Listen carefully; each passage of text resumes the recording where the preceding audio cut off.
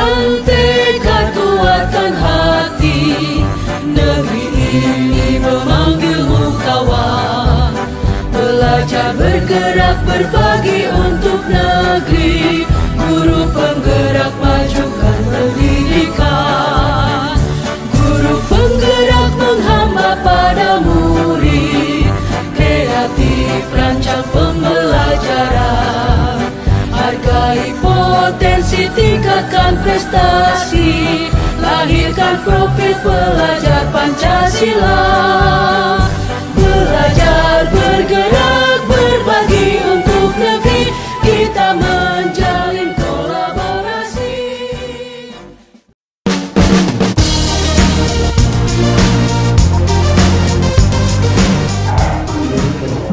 Bismillahirrahmanirrahim. Assalamualaikum warahmatullahi wabarakatuh. Waalaikumsalam warahmatullahi wabarakatuh.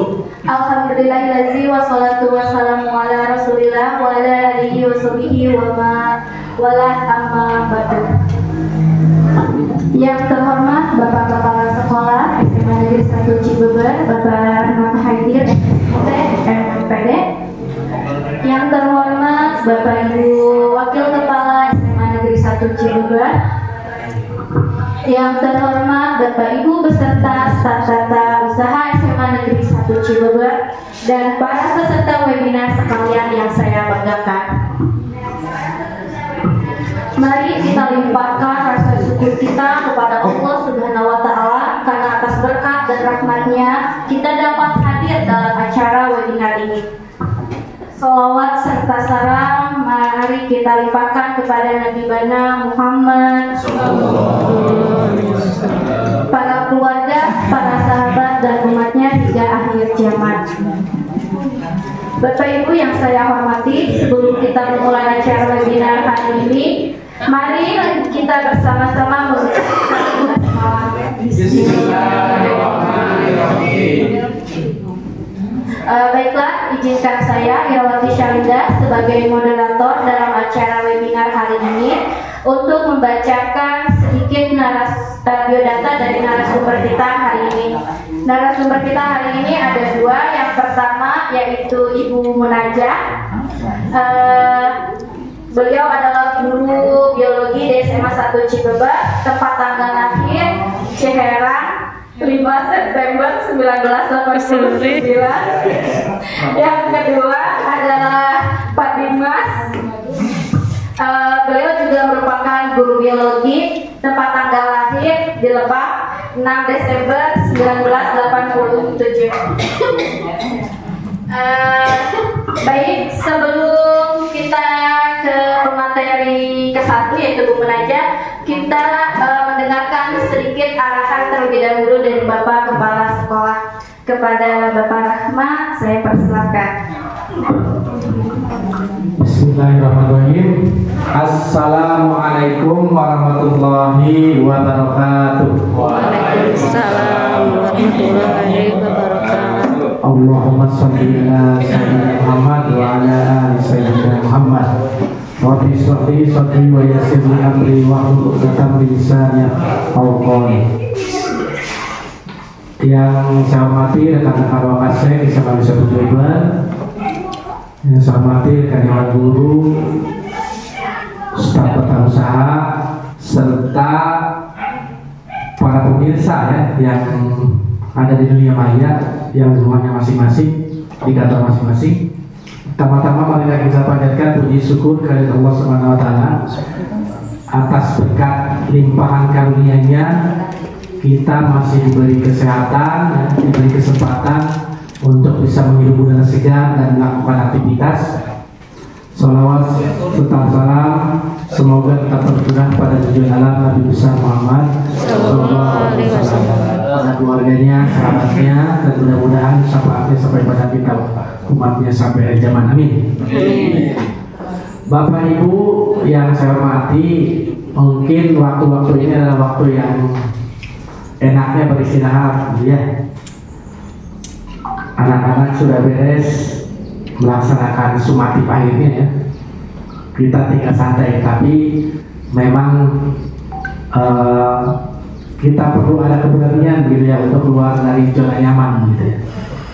Jadi terima kasih Ibu Bapak sudah menyediakan waktu untuk ikut serta dalam melaksanakan aktivitas kita di komunitas belajar. Di mana hari ini kita akan disuguhkan materi tentang budaya positif ya, yang akan disampaikan oleh Bu Munajah dan Pak Dimas gitu. Udah saling mengenal dua-duanya ini. Jangan tiap lain ya kan ini. Salah. Bapak Ibu sekalian, tentu sebagai pendidik kita harus selalu mengupgrade diri kita. Ya. Jadi kita harus belajar dari pengalaman orang lain, ya pengalaman diri sendiri, karena pengalaman adalah guru yang terbaik. Kita tidak bisa diam di satu tempat, gitu ya. Tapi pikiran kita harus terbuka dan menerima masukan insight dari yang lain untuk untuk perbaikan pembelajaran kita di kelas. Nah, hari ini mungkin akan disajikan tentang budaya positif. Ya. Jadi berbicara budaya positif tidak jauh-jauh, gitu ya. Budaya salam sapa juga adalah budaya positif ya. Yang sudah memang ada gitu ya, yang sudah dilaksanakan gitu. Kemudian komunitas belajar kita ini ke depan mungkin nanti Pak Bambang ya bisa dijelaskan siapa yang akan berbagi praktik lain gitu. Semuanya akan kebagian gitu ya, memberikan sedikit pengalamannya gitu ya. Karena kita tidak tahu Bapak Ibu pasti punya pengalaman yang unik ketika mengajar di kelas masing-masing gitu ya. Dengan berbagai tadi beragam mata pelajaran begitu. Mungkin nanti guru BK punya sisi lain yang bisa kita terapkan di pembelajaran kelas kita. Jadi intinya mari kita bersama-sama ikuti acara ini dengan baik. Silakan diminum. Ya bisa. Yang di rumah silakan ngopi ya. Mudah-mudahan acara kita diberkati ya. Amin. Amin. Perlu dibuka nih. Dengan mengucapkan Bismillahirrahmanirrahim, acara komunitas belajar di SMA Negeri Sumber dengan materi budaya positif secara resmi saya buka. Demikian, mohon maaf atas segala kekurangan. Billahi taufiq wal hidayah. Wassalamualaikum warahmatullahi wabarakatuh.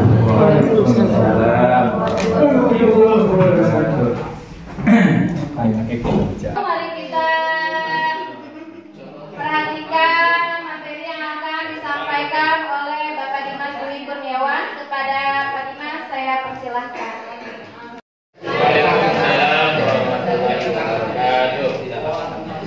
Baik, mohon izin Bapak Ibu, berdirinya saya di depan sini tidak bermaksud untuk menggurui, tetapi di sini kita sama-sama belajar tentang budaya positif. Ini juga mudah-mudahan bisa menjadi sebuah penguatan buat diri saya. Mudah-mudahan materinya tidak bosan ya, budaya positif. Sebelum kita masuk ke materi, kita coba ada ice breaking dulu. Boleh Bapak Ibu ini boleh menebak? Parakan ini pasti bisa diparaka ya? Baru saya kita tawa dulu. Apa harus?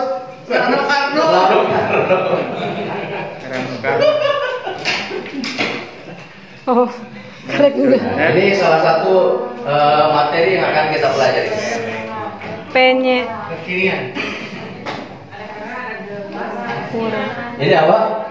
Keyakinan kelas. Iya, betul saja. Keyakinan kelas. Keyakinan kelas. Lain.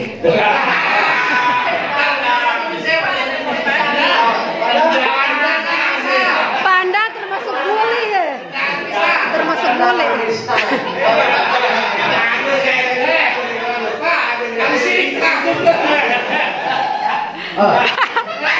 Jarang mandi itu. Betul. Jarang mandi. Lagi, masih ada lagi. Tulis. Kata Celina nih. Celina. Inggris.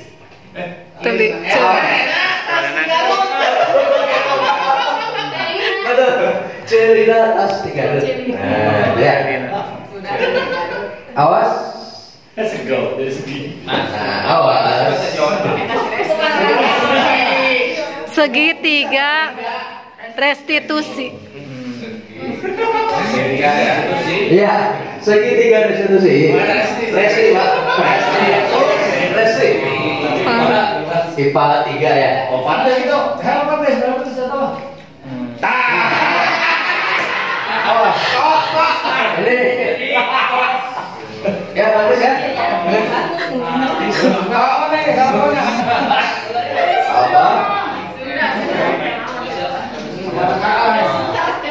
Apa? Sutisna Ada jadi yang bisa menebak kira-kira apa? Sutos. Enggak.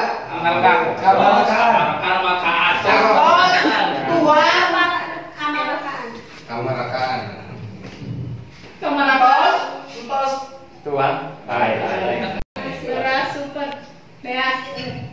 Eta emasnya. Ini harus beras. Sunda. Ah, beres. Tos beres. Dari apa? Beres makan. Mam. Tas beres mam kamarakan. Itu beres semua kamar. Selalu praktis ya. Kok mam kelantis? Atau lagi? Kalau kita mau oke, kalau pandai ini nggak ada. Satunya nggak bisa. Lima terus. Bagus untuk mereka. Harus apa harus? Kita cepat. Baik. Bagus, lebih cepat, lebih baik. Lebih cepat, lebih bagus. Ya bagus ya. Baik Bapak Ibu. Makanya Pak Ibu ya. Kita langsung ke materinya. Jadi yang pertama itu ada konsep dari Ki Hajar Dewantara, bahwa pendidikan itu bukan hanya sekedar transfer pengetahuan, tetapi juga mencakup pembentukan karakter dan pengembangan potensi setiap murid. Oleh karena itu, menciptakan budaya dan lingkungan yang mendukung, inklusif dan Dikirim kena. memberdayakan di sekolah Dikirim menjadi kena kunci mulai lewat untuk HP. mewujudkan Kita kan ada visi kopi pendidikan yang diinginkan. Nah ini setuju atau tidak? Bapak Ibu? Jadi yang pertama, hukuman dapat mendisiplinkan anak. Setuju atau tidak? Jadi disiplin itu yang bagus itu berasal dari dalam diri. Jadi ketika kita tidak berdisiplin, maka harus ada faktor eksternal yang mendisiplinkan kita. Betul nggak Bapak Ibu? Ketika kita nih datang ke sekolah terlambat terus, berarti yang tidak bisa berdisiplin siapa? Yang tidak berdisiplin siapa? Aku. Diri sendiri. Jadi yang tidak berdisiplin adalah diri sendiri. Gimana supaya kita bisa berdisiplin? Gimana? Maka harus ada faktor eksternal. Maka muncullah yang disebut dengan peraturan, yang itu nanti akan mendisiplinkan kita. Gitu ya. Tapi biasanya kalau dari faktor eksternal itu sifatnya hanya sementara. Nah, jadi kalau tadi kita tidak bisa berdisiplin dari dalam diri, maka faktor eksternal yang harus berperan. Kemudian memberikan hukuman dengan hal positif dapat mendisiplinkan anak. Bisa nggak? Bisa nggak? Bisa atau tidak? Kita pakai kabel Bisa. Tapi sifatnya apa Pak? Sementara, betul. Bisa anak berdisiplin, tapi sifatnya hanya sementara. Kalau yang atas, hukuman dapat mendisiplinkan anak, memang betul. Tapi anak itu nanti Kenapa dia berdisiplin? Karena takut. Nah itu. Jadi bukan faktor intrinsik. Ya, terpaksa. Kemudian memberi penghargaan dapat meningkatkan motivasi belajar anak. Setuju atau tidak? Penghargaan dapat meningkatkan motivasi belajar. Setuju atau tidak? Bisa. Iya, bisa. Jadi bersifat sementara. Karena apa? Karena bukan faktor intrinsik. Jadi ini faktor dari luar. Ketika penghargaan itu tidak ada, ya nggak mau. Beda ceritanya kayak gini. Bapak-bapak nih, bapak-bapak setiap hari Jumat itu sering apa? Futsal. Ada hadiahnya nggak Pak? Nggak ada. Karena berangkatnya dari mana? Diri. Berangkat dari iya. Faktor internal kita yang ingin. Tapi kalau misalnya ada faktor dari luar kayak gini, yang kita inginkan hadiah. Hari ini Misalnya Pak Ade deh, Pak Ade, kalau misalnya tidak ada penghargaan dari klub, mau nggak main buat klub? Jadi faktor ada faktor intrinsik dan faktor ekstrinsik. Kalau intrinsik itu yang bagus. Jadi tanpa adanya sebuah penghargaan pun pasti berangkat. Nah, di sini ada video lagi. Kalau contohnya Pantis gimana Pak Dimas? Ya. Pantis kan penakut. Tapi gara-gara takut istrinya pulang aja itu jam 2 jam 1 malam juga gimana itu? eksternal ya Pak. Eksternal tapi bersifat Salahkan sementara. sendiri. Emang iya? Enggak. Emang baru tahu teh. Ya. Ini jadi ada video lagi tentang siswa yang terlambat. Tadi sama Turki sama India. Ya. Jajan aja. Kali kapan? Lagi punya banyak. Jarang. Ya Bapak. Bapak juga punya duit. Pendapat. Pendapat. Ya Allah. Syahrul kan. Pernah di bola dia jangan. Kampung gini saya bol. Asal terlambat sekolah sekolah. Saya bol cuma saja katanya bola.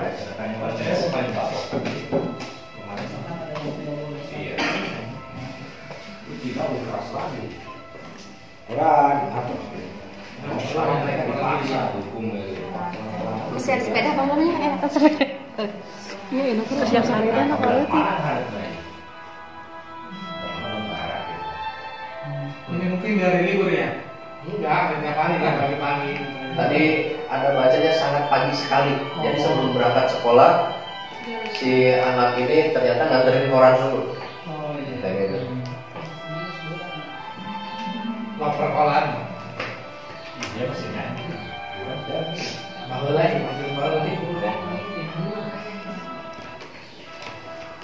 Kurang ya, kalau bang saya. Oh, ada bagian kalau bangun kayak cuek banget biasa. Kemarin saya udah buka itu. Oh ya, buat. Di jam 3 sore. Nah,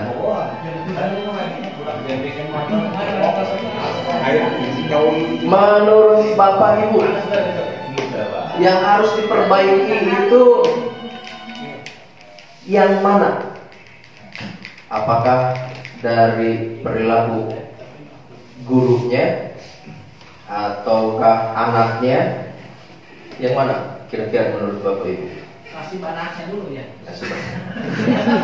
Biar kayak kurang-kurang maksudnya. Jangan lama. Gitu ya. Jadi kebanyakan memang tidak menanyakan alasan terlebih dahulu, langsung menjas saja. Udah dibicarakan baik-baik gitu ya. Ya. Jadi mungkin pola pikir dari kita udah mulai harus berubah. Ada satu buah video lagi. Nah, ya, terus gas. Ini kan main cover. Nah, video dinding tadi mesti rame. Di sini ada video dari Thailand. Ini diangkat dari Swanika. kisah nyata. Swanika. Swanika Jirayut. Nah, ini sekolah tapi SMA apa? Ini high school. Kalau sini kita SMA itu high school.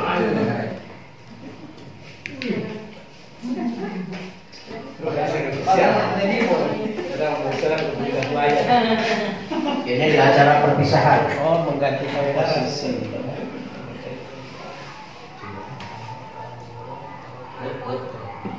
Si Puput temennya. John. Tidak mempertanyakan terlebih dahulu, langsung menjas saja. Di kelas itu.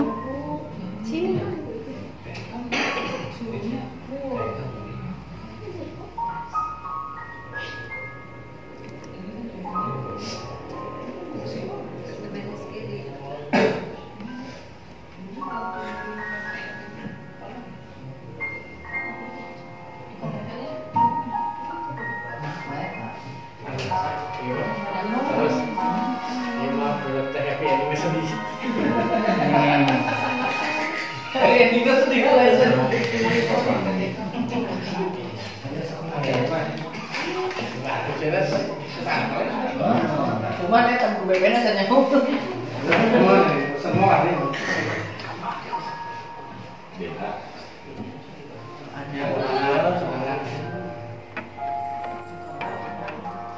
Aduh, mager gurunan kak.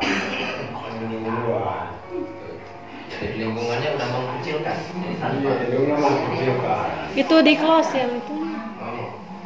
Jangan banget lagi ya.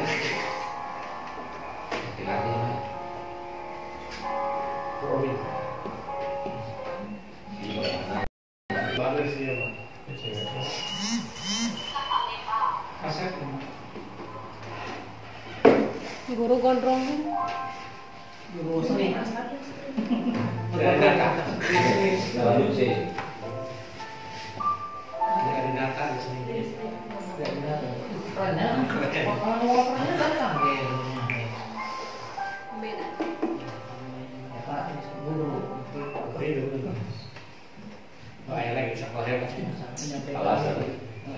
Sinyal.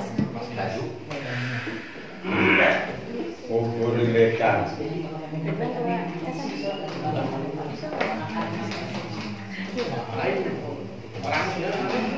Yang mau di sana dong. Mau di sana. Hah? Di sana. Baca. Nata selek. Sok salah 30%.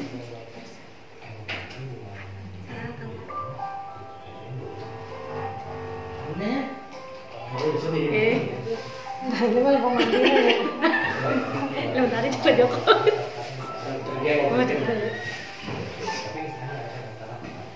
Mana ya tisu? Ada Pak. Dia tuh punya anak. Apa tetehnya sih? Dan dia Alasan paling adiknya. Makanya lihat TBNI Pak. Ya dia sedih. apa yang dia sedih? Cekset. Jika chicken cuy harus. Bucong. Anu kan dihayam. Chicken cuy. Ayam chicken ayam. Ayam chicken.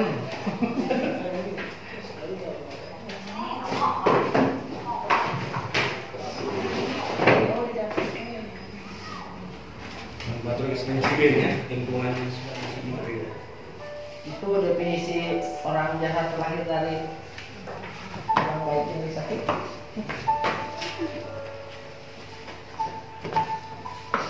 jadi senang berat. Jauh dibilang. Di acara Ini bukan kayaknya di Thailand. Lantai Republik Kono. Oh, sudah kenalan. Sampai kedatang LS yang itu. Ayah lain biasa. Karunya sedih.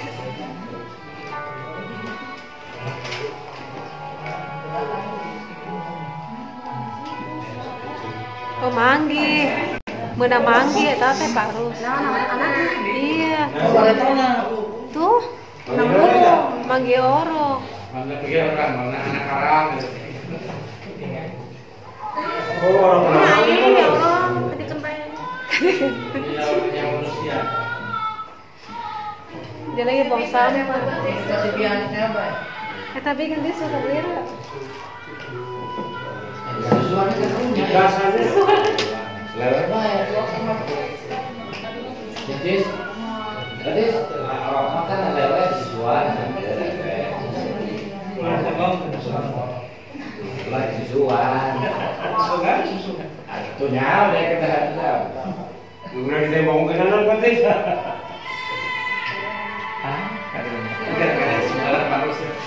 Tegangnya tuh mana?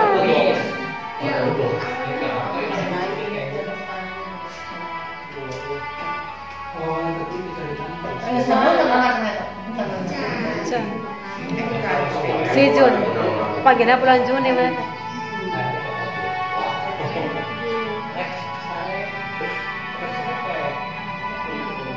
Jadi memang manusia itu kan baik di dalam kecenderungan bersifat baik ya. Ada suara apa nih? Materi kan cewek. Tidak mau baik dengan tabrak masih belum ada. Bisa belajar.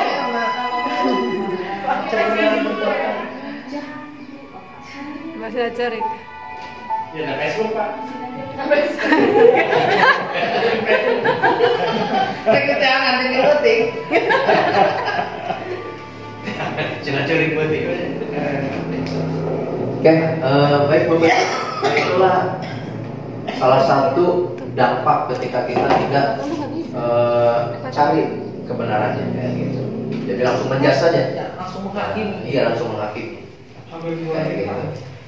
Ya. Aduh error. Oke, kita lanjutkan kembali dari materi yang akan disampaikan, yaitu ada yang pertama perubahan paradigma belajar, disiplin positif, nilai dari kebajikan, kebutuhan dasar manusia, motivasi perilaku manusia, proses kontrol, keyakinan kelas, dan yang terakhir adalah segitiga restitusi. Ini mudah-mudahan ini bisa kita aplikasikan di sekolah kita agar nanti kita lingkungan yang mendukung untuk tumbuh kembang siswa. Pembelajaran dengan paradigma baru. Ketika kita belajar, biasanya kita menyamaratakan siswa. Nah, di sini ditekankan kepada pembelajaran yang berdiferensiasi sesuai dengan kebutuhan dari siswa. Nah, itu.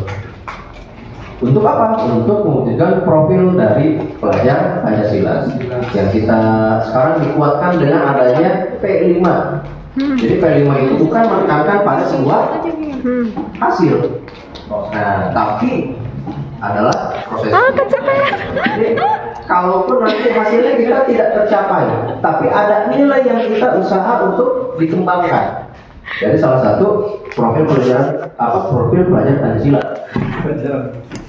Nah, alhamdulillah di sini yang dari profil pelajar Pancasila, sekolah kita ini semua sudah mencakup. Yang pertama ada beriman, bertakwa kepada Tuhan Yang Maha Esa, dan berakhlak mulia. Pernah sekolah kita membuat proyeknya apa? Apa? Itu sholat mayit ya. Nah, ya, dan lain-lain. Kemudian miskonsepsi tentang teori kontrol. Di sini ada ilusi guru mengontrol murid. Nah, jadi kalau dari gambaran zaman dulu ini murid itu sepenuhnya dikendalikan oleh guru. Nah, sedangkan di sini apa? Guru mengontrol murid itu ternyata sebuah sedikit kurang tepat. Jadi yang bisa mengontrol murid siapa? Adalah dirinya sendiri. Nah, itu nanti dengan cara apa? Dengan cara kita menumbuhkan motivasi intrinsik dari siswa. Kemudian bahwa ilusi bahwa kritik dan membuat rasa bersalah mampu menguatkan karakter. Nah, ini juga sedikit keliru. Jadi ketika kita membuat rasa bersalah pada siswa, ini mereka malah berada pada titik rendah nantinya, bukan kuat, kayak gitu. Ilusi bahwa semua penguatan positif efektif dan bermanfaat. Ini juga agak sedikit melenceng ya. Jadi yang terakhir bahwa orang dewasa berhak memaksa, ini juga nggak sepenuhnya betul kayak gitu. Jadi menganggapnya nanti yang lebih rendah, misalnya adik kelasnya, ini yang selalu salah kayak gitu. Kemudian siapa sesungguhnya yang memiliki kontrol? Yang memiliki kontrol adalah diri kita sendiri. Mari kita kembali dari. Nah, stimulus responnya, kita mencoba mengubah agar orang berpandangan sama dengan kita. Itu juga tidak betul. Kita berusaha mengubah pandangan orang lain tentang dunia. Ketika saya punya teman waktu dulu, ketika pulang dari sekolah TK, dia bawa gambar. Karena waktu itu pelajaran menggambar nih, jadi bawa hasil karyanya. Ketika dikasih gambar lampu, kalau kita ya, kasih warna apa kira-kira lampu? Merah, kuning, oranye misalnya. Tapi dia kasih warna hitam. Kita bisa menyalahkan nggak? Mati lampu. Nah, mati lampu. Jawabnya anaknya simpel, mati lampu pak. Kayak gitu. Sampai bapaknya tanya, kok gambarnya warna hitam? Ini lagi mati lampu. Nah, jadi kita tidak bisa menyalahkan ketika siswa itu berbuat salah, tapi tanya dulu alasannya kenapa. Kayak gitu. Karena tadi sudah dibahas tentang kenapa siswa itu berbuat salah. Karena ada alasannya kayak gitu ya. Perilaku buruk dilihat sebagai suatu kesalahan. Kalau dari kontrolnya gimana? Semua perilaku itu pasti memiliki tujuan. Tadi ketika ada seorang siswa yang mengurus anak, langsung lingkungannya menjas bahwa dia itu hamil di luar nikah, kayak gitu ya, menjas. Tapi tidak menanyakan dulu. Kemudian ditayangkan beberapa video yang siswa datang terlambat. Nah, kayak gitu. Ternyata kalau kita cari lebih jauh, itu memiliki tujuan.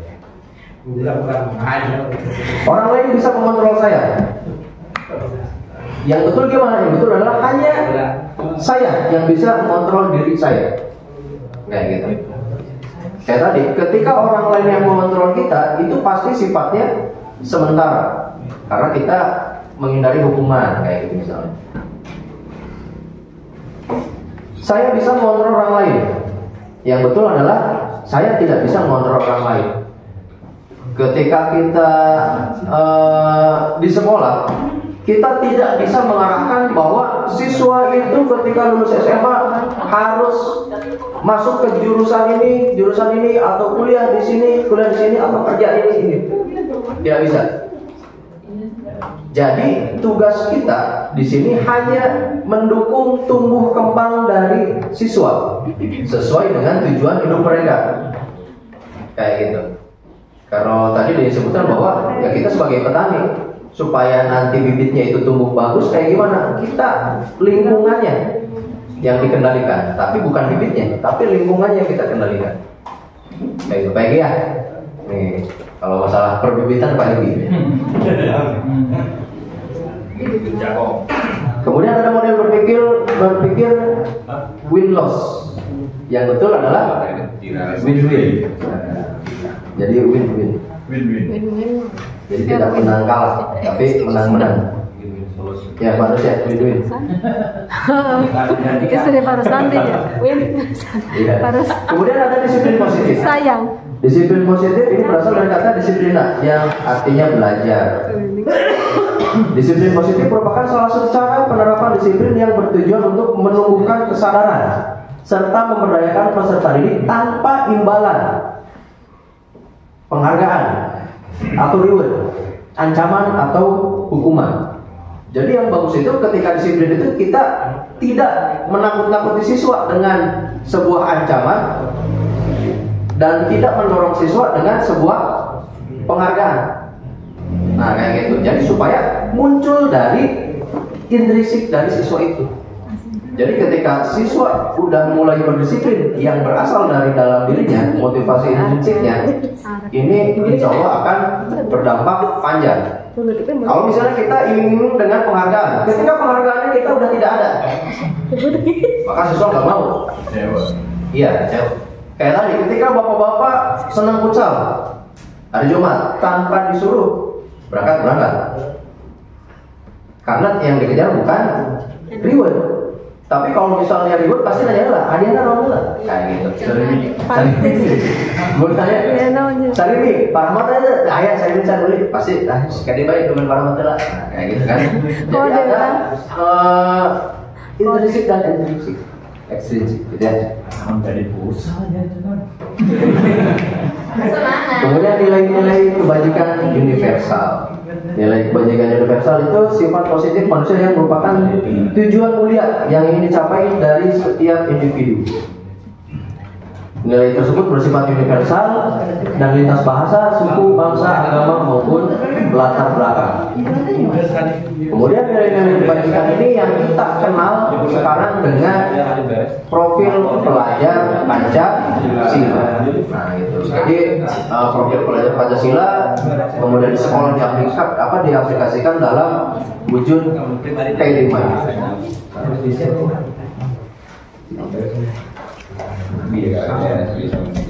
Kemudian teori motivasi perilaku manusia.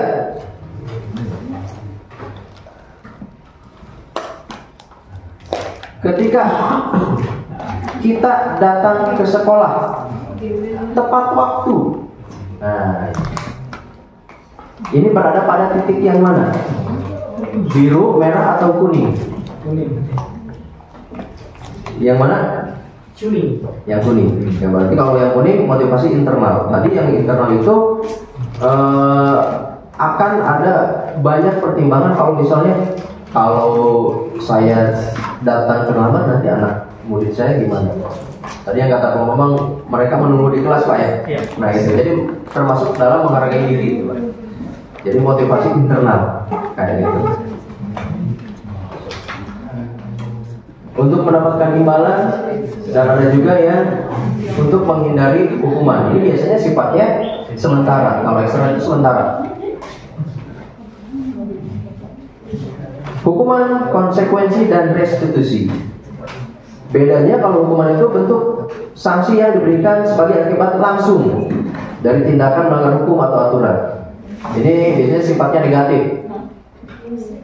Kalau konsekuensi akibat dari tindakan yang dilakukan. Dalam pendekatan disiplin positif, konsekuensi berfokus pada bentuk pembelajaran. Kayak misalnya kita bikin baju teman kita sobek. Nah, berarti ada konsekuensi. Berarti harus gimana? Di sini kan ada bentuk pembelajaran. Berarti kita harus memperbaiki baju teman kita yang sobek. Ketika kita menumpahkan air di meja teman kita, berarti kita harus membersihkannya ya. Jadi kayak gitu lah.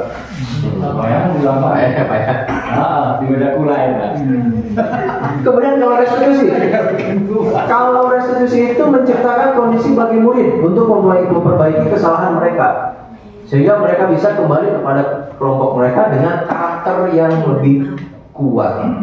Nah, jadi yang mana yang akan kita pilih? Yang kuning, merah atau biru? Restitusi yang biru ya. Ini termasuk yang mana? Hukuman atau konsekuensi? Yang pertama, membersihkan coretan yang dibuat di meja tulis.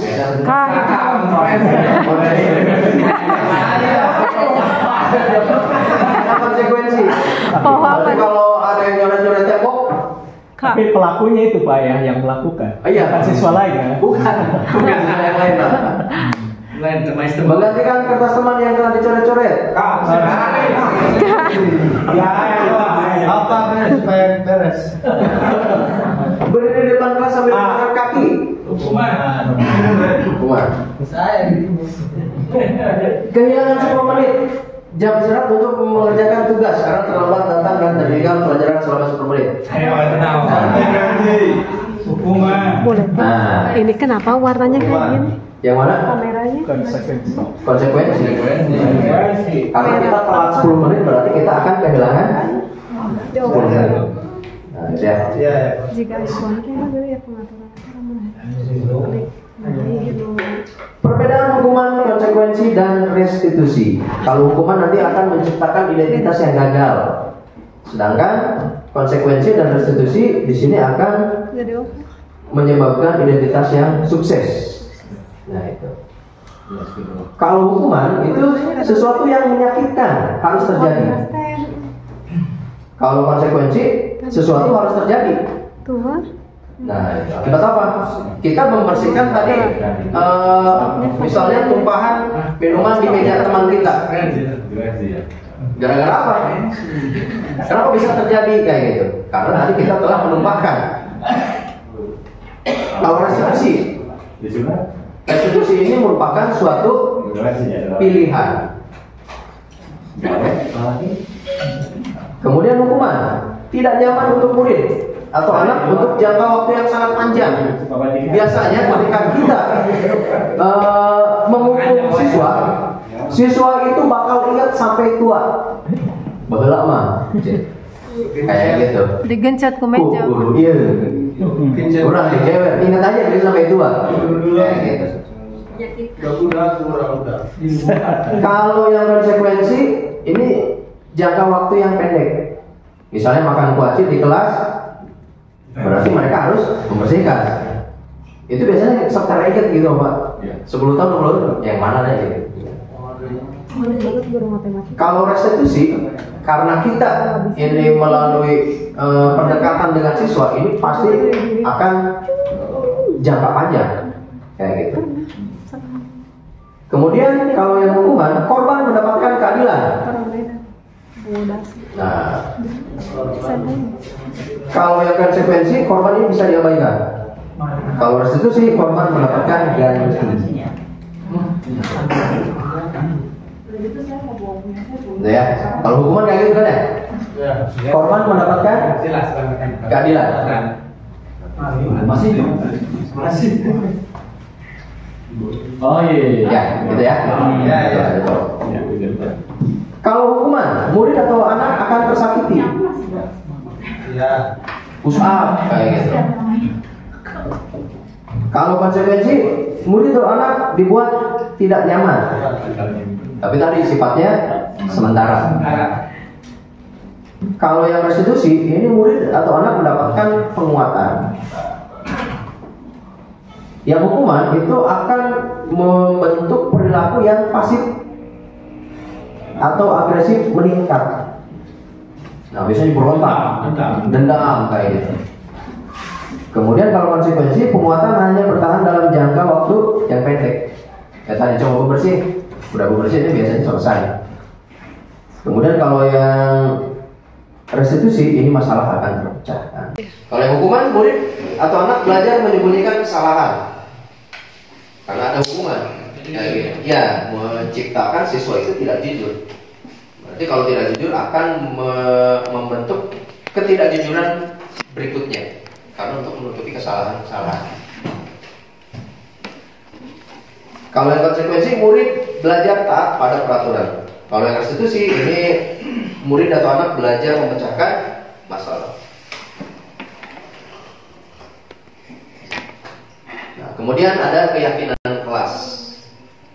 Nah, sebetulnya ada yang mirip, yaitu peraturan kelas. Nah, bedanya keyakinan dan peraturan apa?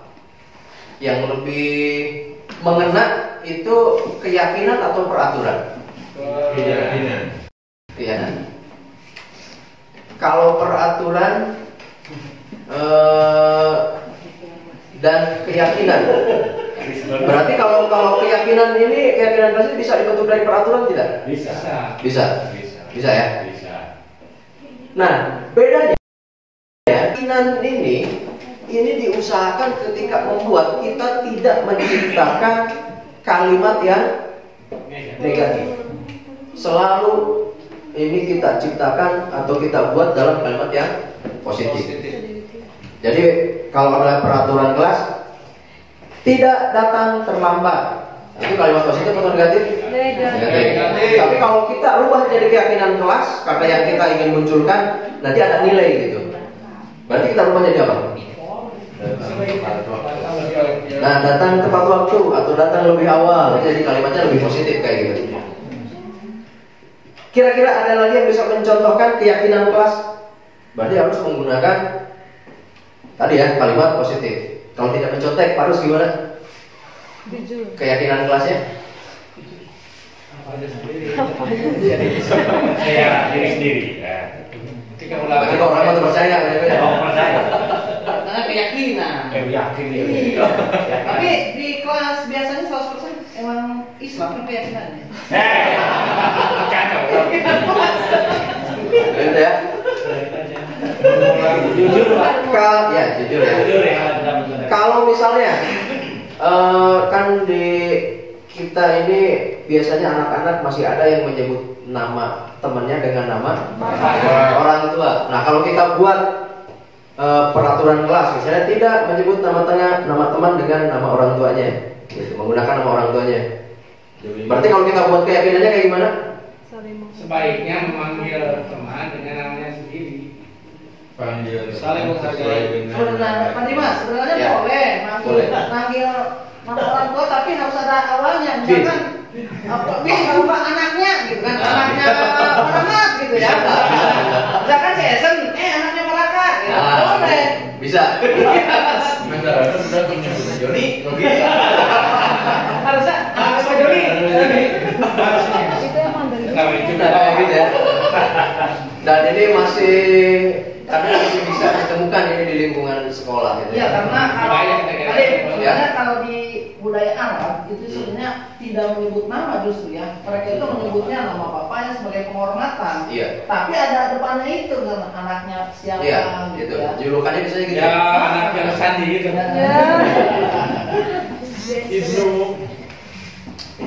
Keyakinan kelas. Nah, jadi saya mencoba untuk membuat keyakinan kelas di kelas 10-5. Jadi anak-anak setiap orang pengen kayak gimana sekolah kita atau kelasnya dulu gitu. Ingin. Nah, gitu ya. Jadi anak-anak menempelkan sebuah kalimat yang ingin diterapkan di kelasnya supaya kelasnya ini tercipta lingkungan yang nyaman untuk belajar kayak gitu. Kayak tadi menyebut nama orang tua, ternyata ada aja siswa yang tidak suka kayak gitu. Berarti kan itu harus kita angkat menjadi keyakinan kelas. Ya. Kemudian juga ada juga siswa yang masih suka nyimpen sampah di kolong meja. mangkok di kolong meja ya. Mangkok. Masih ada mangkok.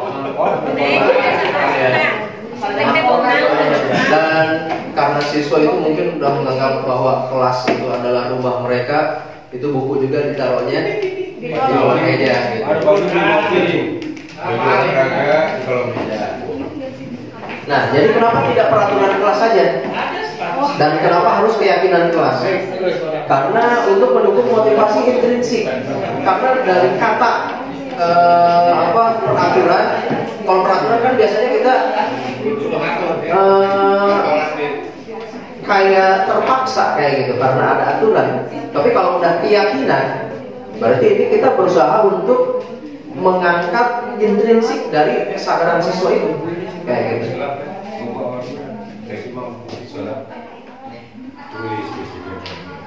Nah, ini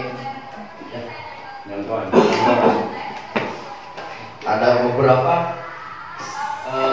siswa yang setelah bikin keyakinan kelas ini diminta untuk testimoninya. Jadi ada sekitar 5, bisa tampilkan 1. Nah, jadi di sini keyakinan kelas ini bisa membuat kelas menjadi nyaman. Kayak tadi ketika nyebut temannya dengan nama orang tua itu dihilangkan, ternyata lebih dengan teman itu jadi lebih saling menghargai. Kemudian tidak membuang sampah di kolong meja, itu menjadi terciptanya lingkungan kelas yang menyenangkan untuk belajar.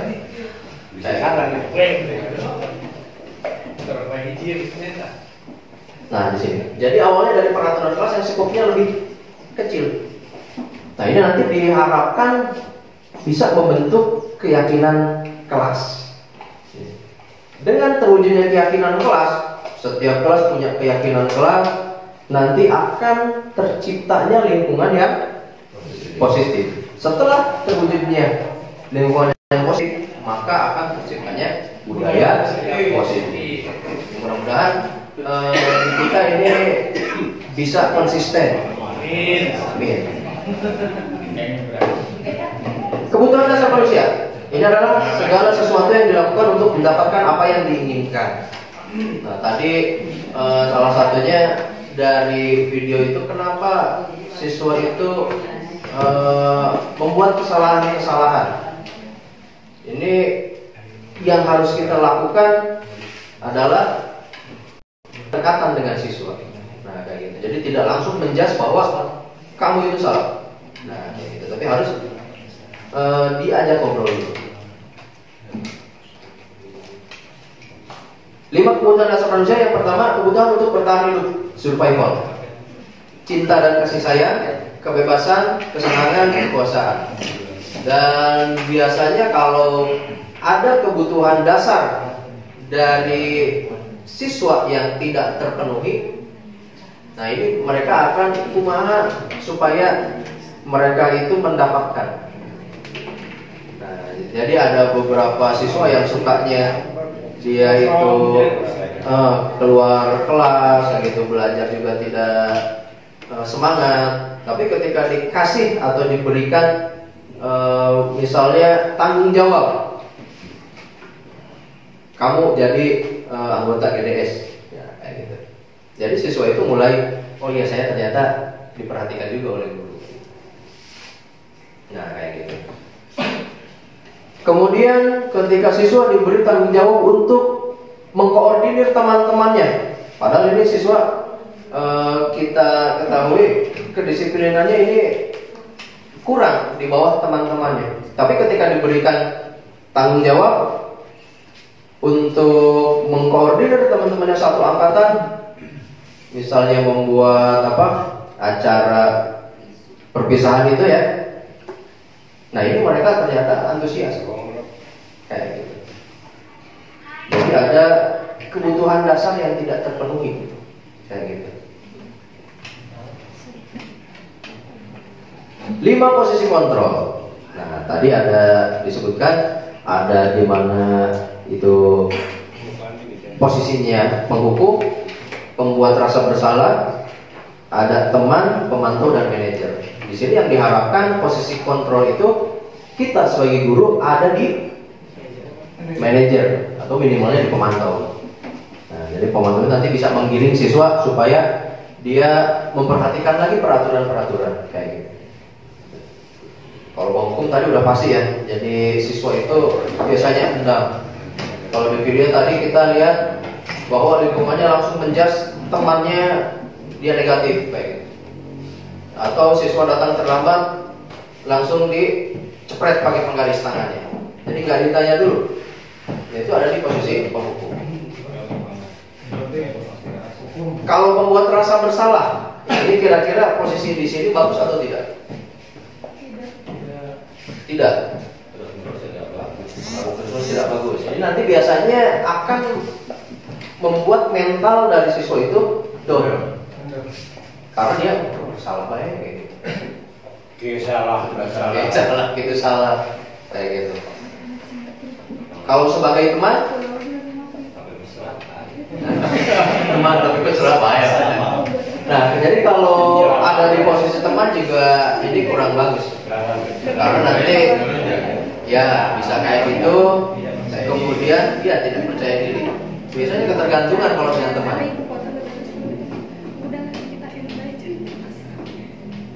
Nah, ini ada identitas gagal itu ketika di penghukum dan membuat rasa bersalah. Kalau di identitas berhasil ada teman dan pemantau, tapi kalau yang menghargai diri sendiri ini ada di manajer. Jadi membuat siswa itu bisa menghargai dirinya kayak gitu. Nah, di mana posisi kontrolnya? Yang pertama, nggak ada sekarang mah ya? Nggak ada ya? Nggak ada. Patuhi aturan saya atau awas? Hukum, penghukum ya. Gimana coba kalau orang tua kamu tahu kamu berbuat begini? Kamu merasa bersalah. Jika kamu meyakininya, apa kamu bersedia memperbaikinya? Ya. Apa rencana kamu untuk memperbaiki hal ini? Manajer juga. Ya sudah, kalian tidak apa-apa. Nanti ibu bantu bereskan. Teman. Sanksi atau konsekuensinya apa? Pemantau. Jadi pemantau itu hanya dia itu mengingatkan biasanya. Jadi mengingatkan kepada peraturan yang telah dibuat atau disepakati bersama. Biasanya kayak gitu. Kamu selalu saja salah. Penghukum. Kayak gitu. Jelas ya? Nah, ini kemudian ada segitiga restitusi. Nah, jadi restitusi itu tadi kita membentuk atau menguatkan siswa menjadi pribadi yang lebih baik lagi. Nah, di sini ada langkah-langkahnya. Jadi supaya kita mudah untuk merestitusi. Nah, ini kalau tahun kemarin mungkin belajar dari Pak Ridwan nih Pak. Segitiga restitusi ini. Jadi yang pertama itu harus ada menstabilkan identitas. Jadi kita buat siswa tenang dulu, ya gitu, bahwa semua pernah melakukan kesalahan.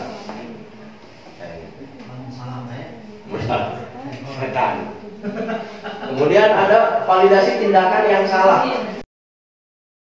Kan ke siswa, misalnya bolos itu bagus karena kayak nah, nanti siswa akan dia memvalidasi sendiri bahwa tindakan yang dia lakukan benar atau salah.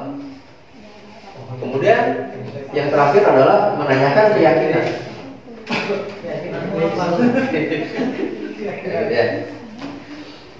Nah, menstabilkan identitas. Ini salah satu contohnya. Contoh-contohnya ini kata-katanya berbuat salah itu hal yang manusiawi. Tidak ada manusia yang sempurna. Bapak ibu juga pernah salah. Kemudian pasti bisa menyelesaikan permasalahan ini. Bapak ibu tidak tahu siapa yang salah, tapi lebih tertarik untuk menyelesaikan masalah itu. Jadi siswa itu tidak difokuskan pada kesalahannya, tapi difokuskan kepada merekonstruksi. Nah, jadi memperbaikinya kayak gimana? Jadi fokusnya ke sana. Kalau kamu menyalahkan dirimu sendiri terus-menerus, apa kamu bersikap baik pada dirimu sendiri? Nah, ini salah satu atau beberapa contoh langkah dari menstabilkan identitas. Kemudian berikutnya ada validasi kebutuhan. Guru berkata, nah ini contohnya, kamu bisa saja kan melakukan hal yang lebih buruk, tapi kamu tidak melakukannya kan? Nah, kayak gitu. Kamu pasti punya alasan mengapa melakukannya. Apa yang penting bagi kamu? Kemudian kamu boleh tetap berusaha menjaga sikap itu, tapi tambahkan sikap yang lain, yang baru. Misalnya siswa disebut nama orang tuanya, kemudian siswa marah-marah. Nah, itu kita di validasi kebutuhannya kita bisa terapkan kamu bisa saja melakukan hal yang buruk, misalnya membalas menyebut nama orang tuanya atau bahkan berkelahi. Nah, tapi kamu tidak melakukannya kan? Nah, jadi siswa itu bisa memvalidasi kebutuhannya kayak gitu. Itu kan. Misalnya, kamu boleh, guru itu katanya kamu boleh menjaga sikap itu, tapi tambahkan juga sikap yang lain. Nah, misalnya menghargai teman, kayak gitu ya. Jadi membalas keburukan dengan keburukan, bagus atau tidak, kayak gitu. Jadi kita selalu sempil-sempilkan kayak gitu. Batu. Kemudian ada menanyakan keyakinan. Guru berkata, apa nilai yang kita percaya di kelas atau sekolah kita? Nah, jadi ini ketika kita buat keyakinan kelas atau kita buat kesepakatan di awal, ada yang di sekolah kita kan ada yang poinnya. Nah itu, jadi kita bisa lagi diarahkan ke sana. Nah, kalau menurut Bapak Ibu sistem poin ini efektif atau tidak? Efektif ya. Berarti itu bisa menjadi sebuah keyakinan sekolah. Jadi udah bukan keyakinan kelas lagi. Nah, karena yang nanti warga sekolah ya. Nah, ciri dari restitusi. Yang pertama, bukan untuk menebus kesalahan, namun untuk belajar dari kesalahan tadi. Jadi ketika kita melakukan restitusi, langkah-langkahnya tadi ada segitiga restitusi, ini kita tidak berfokus pada kesalahan dari siswa, tapi kita fokusnya kemana? Ke arah rekonstruksi, ke arah mencari solusi. Nah, sehingga terwujudlah pribadi dari siswa yang lebih baik. Kemudian ciri restitusi berikutnya ini bisa memperbaiki hubungan. Nah, kalau hukum kan pasti ketika kita memberikan hukuman udah pasti hubungan kita walaupun itu ya dengan siswa, biasanya siswa jadi dendam. Kalau dengan cara restitusi ini enggak, insya Allah enggak. Restitusi ini merupakan tawaran bukan paksaan. Nah, jadi ketika langkah-langkahnya kamu bisa kan membuat hal yang lebih baik, nah kayak gitu. Jadi tawaran kepada siswa. Jadi enggak, kamu besok harus kayak gini. Nah, jadi kita kasih tawaran dulu. Tujuannya apa? Supaya muncul motivasi intrinsik dari siswa. Karena tadi yang seperti disebutkan bahwa motivasi intrinsik ini dampaknya akan panjang dalam waktu jangka panjang, enggak singkat. Kemudian restitusi menuntut untuk melihat ke dalam diri. Nah, jadi saya harus kayak gimana? Restitusi mencari kebutuhan dasar yang mendasari tindakan. Kemudian restitusi sendiri adalah cara yang paling baik, berfokus pada karakternya bukan tindakan. Kemudian fokusnya pada solusi dan mengembalikan murid yang berbuat salah pada kelompoknya dengan pribadi yang lebih kuat. Nah, di saya ada video pelajaran olahraga.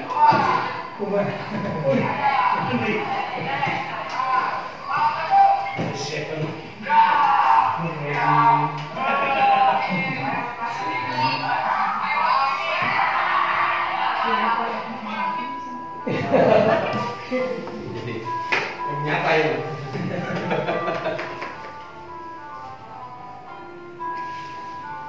Bisa antar deh, tidak ikut olahraga ya. Ya, Pak, bolos Pak.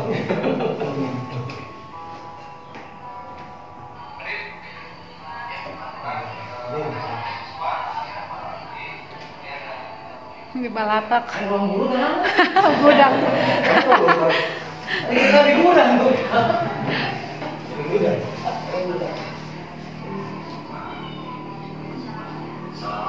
Nah, punten Pak. Ruangan Pak. Bentar, Pak.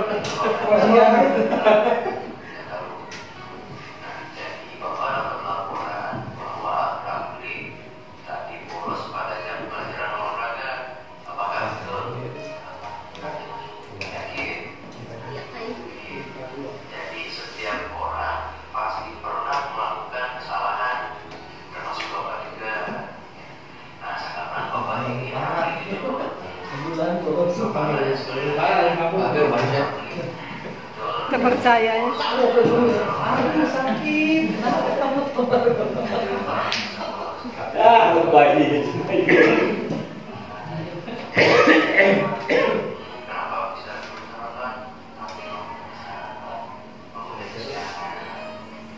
Sama dia kita ngomong.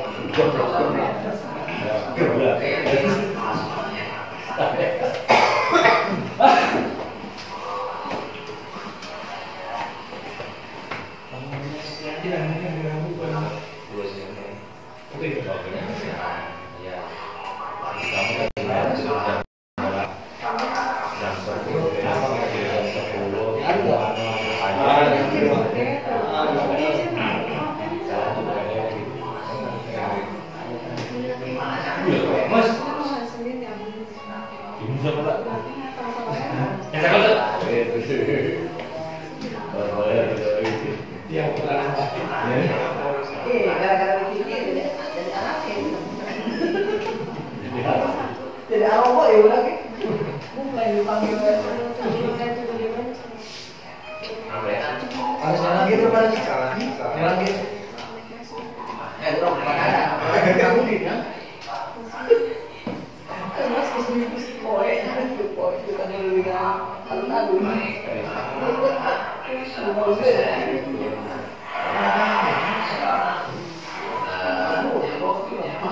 Mama dia ada.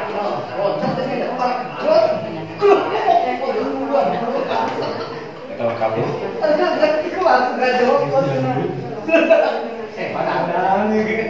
Nah itu ya. Jadi ini merupakan salah satu contoh dari restitusi. Nah, jadi dengan cara penerapan tadi ada segitiga restitusi. Nah di sini ada video lagi. Kira-kira Bapak Ibu ini akan melakukan tindakan yang seperti apa? Kalau ada yang sulit. Jadi iya. Nah kira-kira nanti boleh Bapak Ibu Antagonis saya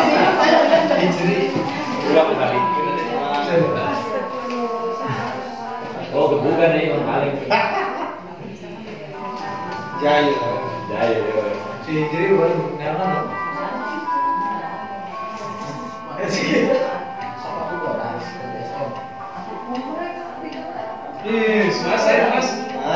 Mas, main lah. Ngapok saya. Sepatunya nggak ada. Ini masalah. Mas, iya sama-sama. Cewek baru. Waduh, naik. ya kalau segini Bisa ke git. Awas Kaveri.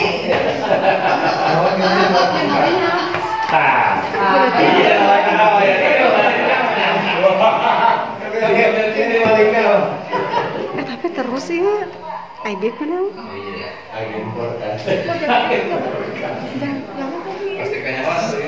Nah, maka Bapak Ibu yang mau ya berkomentar gimana kira-kira cara untuk menyelesaikan. Ayo Pak Ridwan. panggil Ya, di tadi istilahnya itu validasi ya,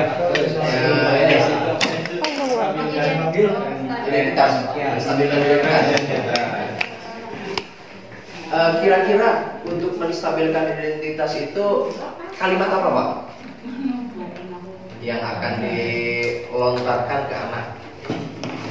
dari teman-temanmu katanya kamu Punten. ini apakah benar kamu langsung ditanya lah apa kabar ya, kamu mencuri ya? Setelah Bapak lihat video ini gitu. menanyakan kabar dulu kamu menanyakan kabar kenapa Anda dipanggil udah gitu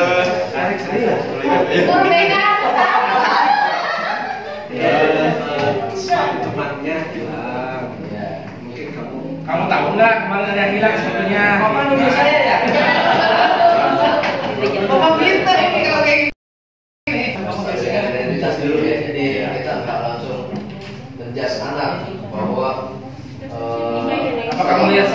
laporan dan juga laporannya itu betul-betul karena pelaporan melihat kejadian itu langsung kita menghukum enggak ya, tapi ada langkah restitusi. Yang pertama tadi ada menstabilkan identitas dulu.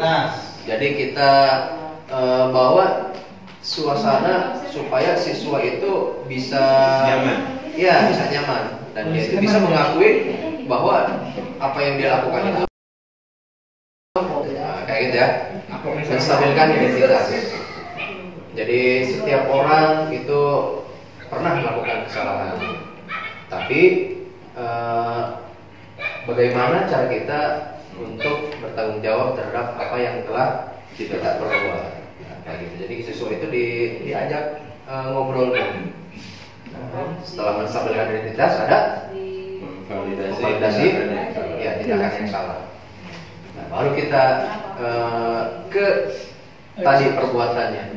Menurut kamu misalnya menyembunyikan sepatu teman kamu itu baik atau tidak? Nah, itu jadi baik. Kalau baik gimana tuh Pak? Nah, itu ya. Jadi siswa kita ajak ke arah sana dulu. Baru yang terakhir apa? Memberikan hukuman atau apa? Iya, menanyakan dia.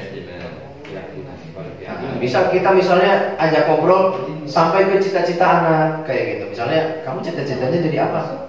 Jadi dokter. Nah, kira-kira kalau kamu mau jadi dokter, perilaku yang seperti itu baik atau tidak? Saya menjadi satpam Pak. Bukan saya, kan kalau diinterogasi panjang gitu kan sampai bel terakhir gitu. Tapi ada kok, anak menyembunyikan itu dia butuh juga memenuhi kebutuhan. Iya, kebutuhan dasar Pak. Kebutuhan dasar dia. Perhatikan. Mungkin dia juga pernah dulu dibuniin ya, tetapinya dibuniin. Enggak, cintanya ditolak Pak. Nah, punya sepatu. Oke. Kok bisa ganti?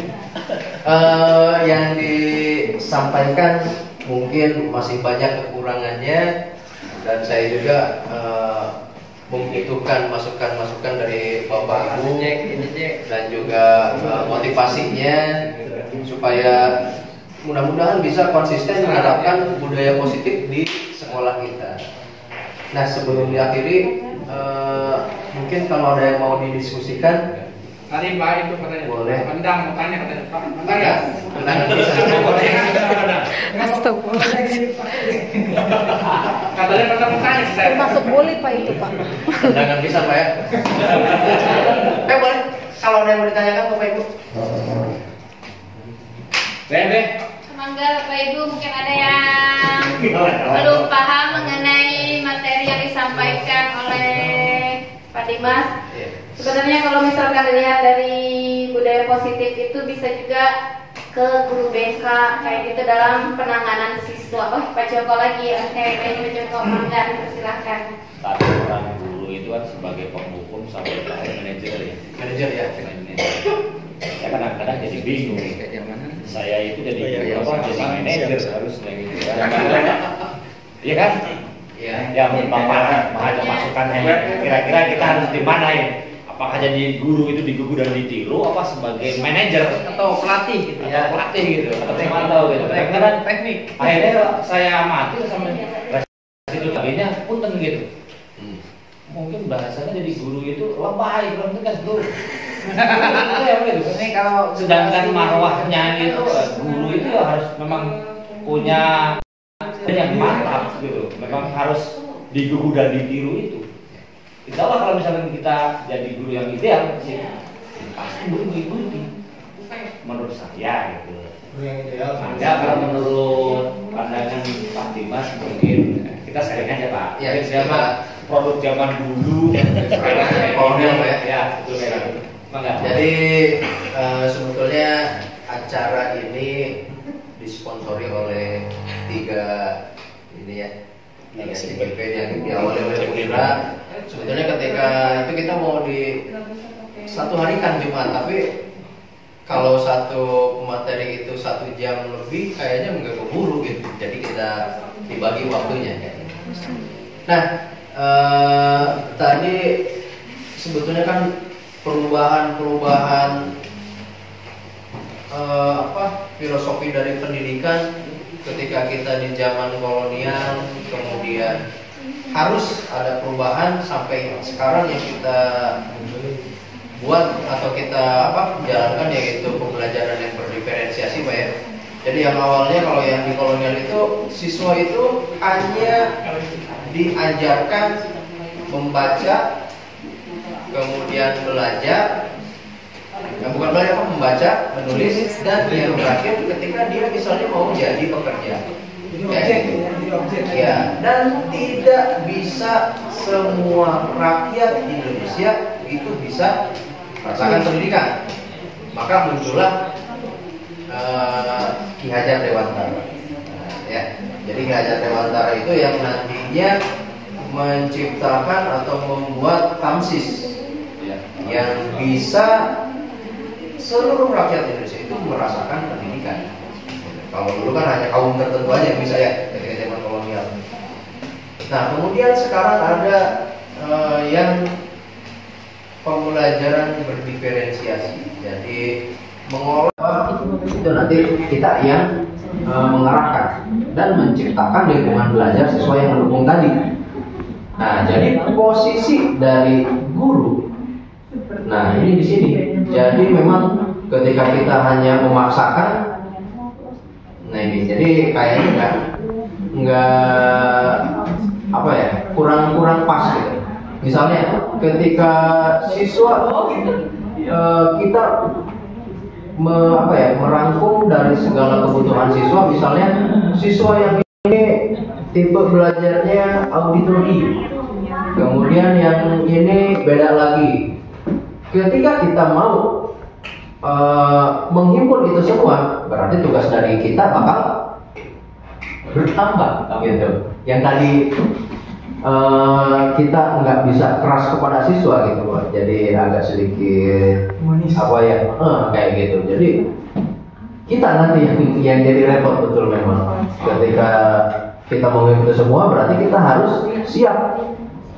Ketika siswa mengumpulkan misalnya tugas dalam bentuk video, ada lagi siswa yang mengumpulkan dalam bentuk poster, ada lagi yang dalam bentuk lagu. Nah, kita yang repot sebetulnya. Tapi ketika kita memfasilitasi siswa, itu siswa itu akan menemukan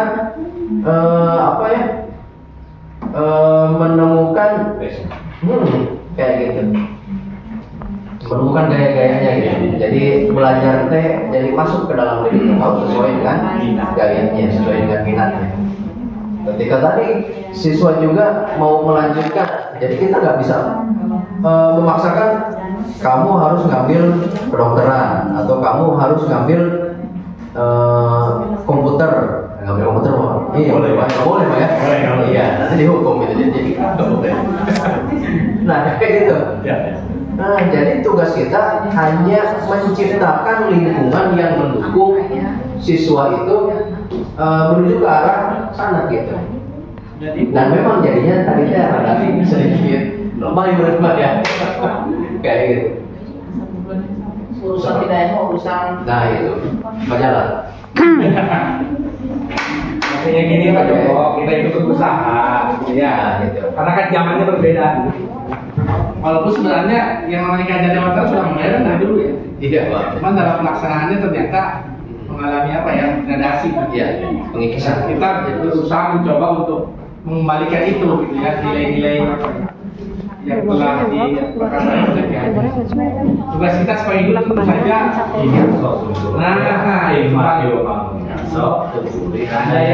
Kalau di sini berarti posisinya cuma Ing Marjo sama Tenguri. Sebenarnya Ingaso nggak ada. Ya artinya mungkin dari ibu kita atau ibu kita aja boleh menambahkan. Dan tugasnya terakhir berdoa aja. Waktunya udah mau jam 4. Udah mau jam 4. Beres sudah. Habis waktu. Ada lagi Bapak Ibu atau dicukupkan? Mangga Bapak. Kayak usulan Oh iya Pak, kayak materi ini alangkah baiknya dibukukan semacam ya bisa diberi nama ya. Kayak buku MPLS Pak. Jadi kita itu ada skenario langkah-langkah ketika restitusi itu. Ya, seperti itu. Boleh. Tahun pertama, kedua. Iya, terima kasih masukan. Terima kasih. Biar kita ada panduan yang untuk kebayang-bayang ya. Bagus juga sih tadi. Bener banget. Jadi tadi jadi sekolah kita lakukan yang positif kan. Setiap kelas ya. Keyakinan kelas, keyakinan sekolah. Jadi jadi ada istilahnya GBHN. Ya. GBHN. Dalam menentukan sebagai rel budaya sekolah yang baik. Luar biasa. Baik, Bapak Ibu cukup? Cukup. Baik, kalau cukup, mari kita beri apresiasi yang luar biasa untuk baik, memang kalau melakukan sebuah perubahan itu tidak seperti membalikan telapak tangan, namun butuh waktu yang lama dan juga konsisten yang paling penting. Kalau kita konsisten, jelas pasti budaya positif di sekolah kita akan lebih terap lagi, mulai dari diri kita, lalu kita bergerak menuju ke siswanya, menggerakkan siswanya seperti itu. Baik Bapak Ibu, sebelumnya kita pantun terlebih dahulu. Bapak pergi menikah ke KUA. Hati deg-degan dan bergetar. Terima kasih untuk hadirin semua karena sudah berkenan mengikuti webinar. Mohon maaf bila ada kesalahan. Wassalamualaikum warahmatullahi wabarakatuh. Waalaikumsalam. Muah. Jangan lupa Ya.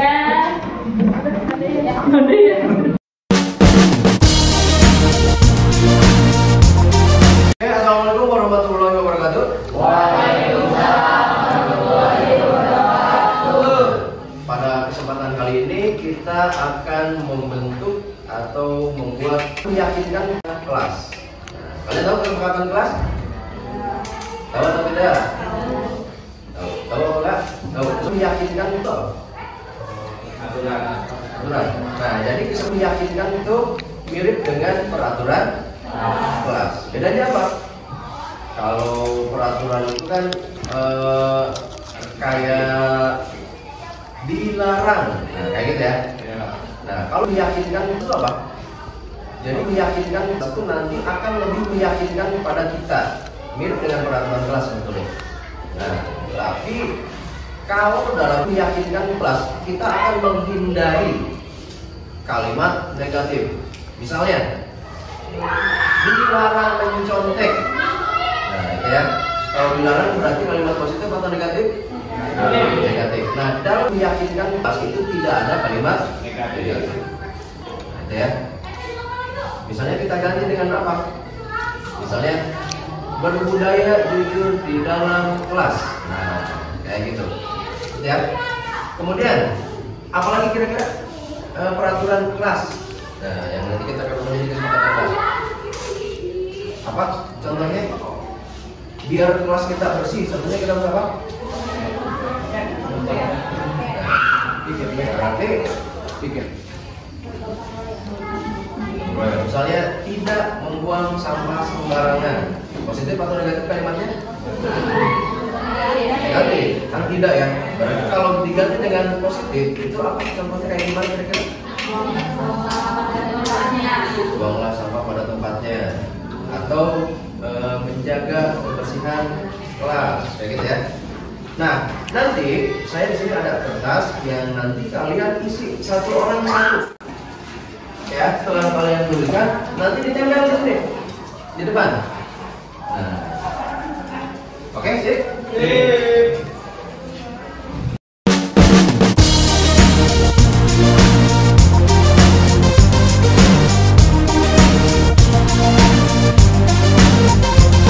Selesai? Nah, yang sudah selesai boleh silakan langsung ditempel di depan. Langsung tempel, boleh pilih tempat yang mana aja sob.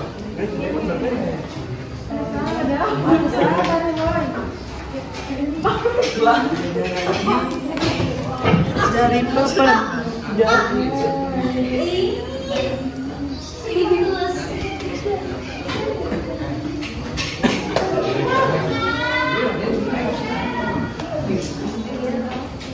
JR.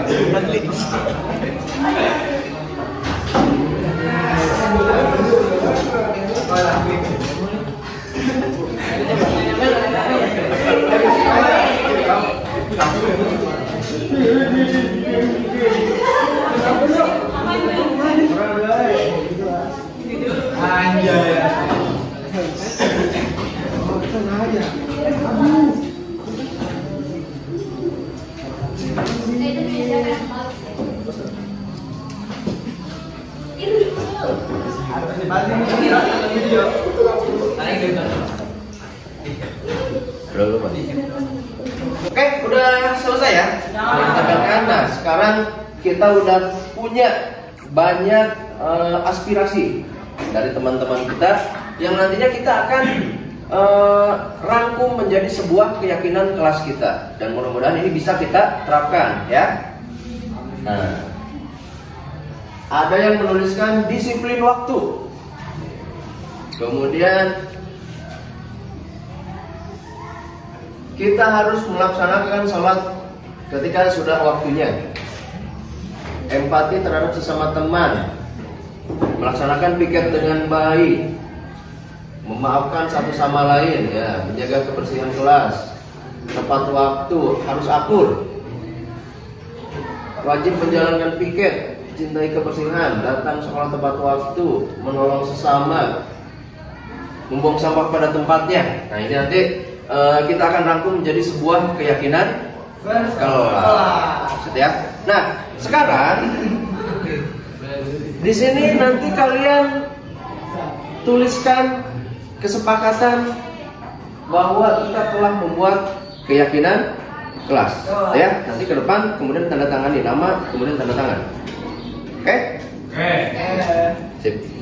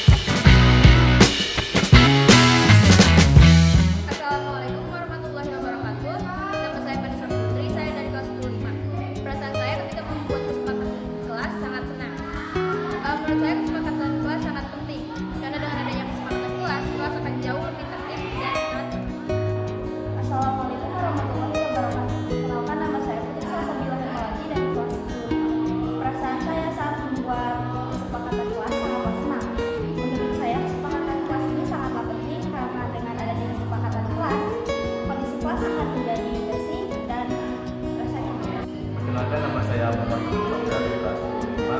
Perasaan saya ketika membuat kesepakatan kelas ini sangat senang, dan ini juga sangat penting karena dengan adanya kesepakatan kelas ini membuat kelas menjadi semakin kompak dan akan membuat diri kita jadi disiplin. Assalamualaikum warahmatullahi wabarakatuh. Perkenalkan, nama saya Ananda Dineka dari kelas 25. Perasaan saya ketika membuat kesepakatan kelas adalah sangat senang, dan menurut saya kesepakatan kelas ini sangat penting karena dengan adanya kesepakatan kelas, kondisi kelas akan menjadi lebih kondusif dan tentu lebih dapat diatur. Assalamualaikum warahmatullahi wabarakatuh. Perkenalkan, nama saya Ryan Aprianti dari kelas 25. Ketika saya membuat kesepakatan kelas, perasaan saya sangat senang dan bahagia, dan kesepakatan kelas ini sangat penting karena bisa menjaga kelas lebih tertib dan terjaga.